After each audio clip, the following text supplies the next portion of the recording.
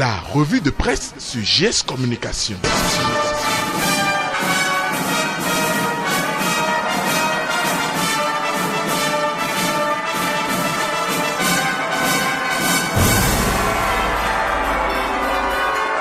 La revue de presse sur GS Communication. Mesdames, Messieurs, amis des journaux, bonjour et bienvenue à ce rendez-vous de l'actualité. Les canards parus ce lundi 6 mai 2019 ont eu pour matière d'information les actes de violence qui ont émaillé le scrutin du dimanche 28 avril dernier. La dépêche fustige le silence de Patrice Talon après avoir rappelé quelques cas de violence survenus à Tori-à-Vamey, dans la commune de Toribo-Sito, où le chef de l'État, de retour d'un voyage, a réagi et a signalé que les auteurs de cette opération sont coupables de négligence et devront en répondre aussi bien sur le plan administratif que pénal. Ce qui étonne la dépêche est que, face à une situation circonscrite dans la commune de Toribo-Sito, où il y a eu des pertes en vies humaines, Patrice Talon a réagi énergétiquement. Et pourquoi, 5 jours après une violence d'envergure nationale avec des pertes en vies humaines, Patrice Talon garde le silence?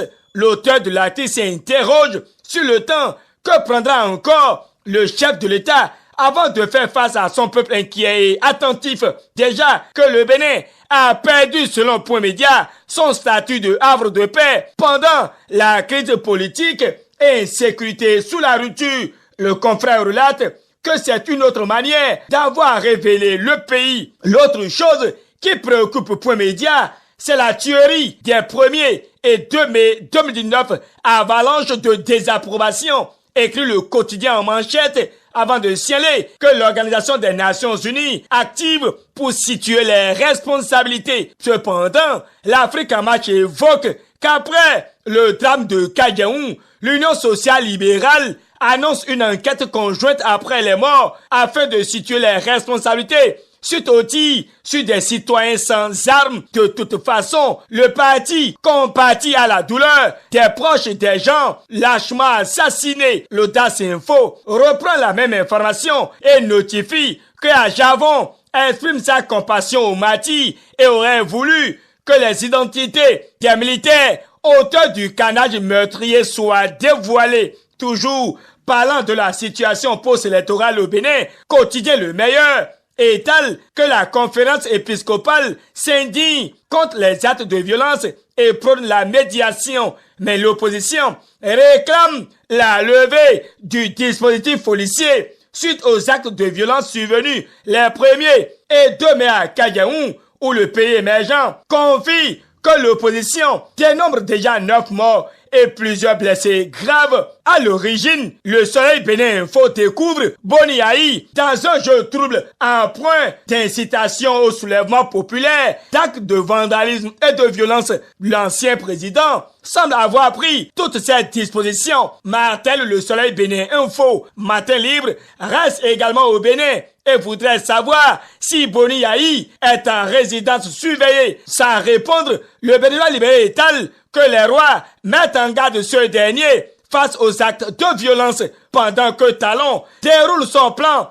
face à la crise post-électorale. Malgré les manifestations, d'où la radioscopie des résultats des législatives de 2019 rallonge la nation. À sa suite, c'est 20 minutes qui fait savoir que le calme a regagné le temple après la tension post-électorale. Mais les inquiétudes pointent à l'horizon d'après Libération, qui situe sur la disparition de touristes au parc Pendjari. Informé, le confrère présente les clarifications du ministre de l'Intérieur qui n'appelle aucunement l'économiste, car cette disparition à la Pendjari est un coup dur pour l'économie béninoise.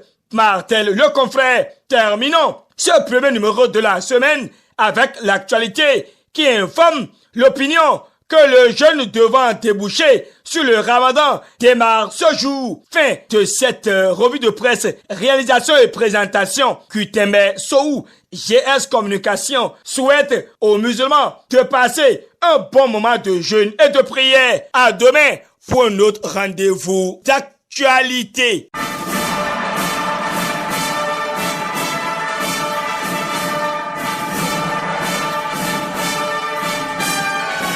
C'était la revue de presse sur GS Communication. Instant pub.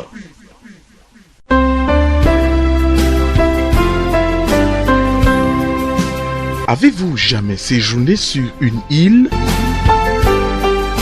Paradise Island vous offre aujourd'hui l'opportunité. Son aire de jeu réservée aux enfants. Ces paillotes vous offrent de bons moments dépourvus de toute pollution sonore et atmosphérique. Son mini-zoo avec les animaux. Son espace culturel. Ses chambres ventilées et climatisées vous permettent d'avoir de bons moments de détente et d'échange dans la paix. Sa restauration, avec ses charmantes demoiselles, vous offre une gamme variée de mets africains et européens. Paradise Island est situé sur la route des pêches en quittant Fidjose plage pour la porte du non-retour. Pour tout renseignement complémentaire, contactez 96 04 57 57 via WhatsApp 63 09 57 57. Paradise Island, un cadre qui vous fait rêver. Faites-y un tour et vous ne serez pas déçus.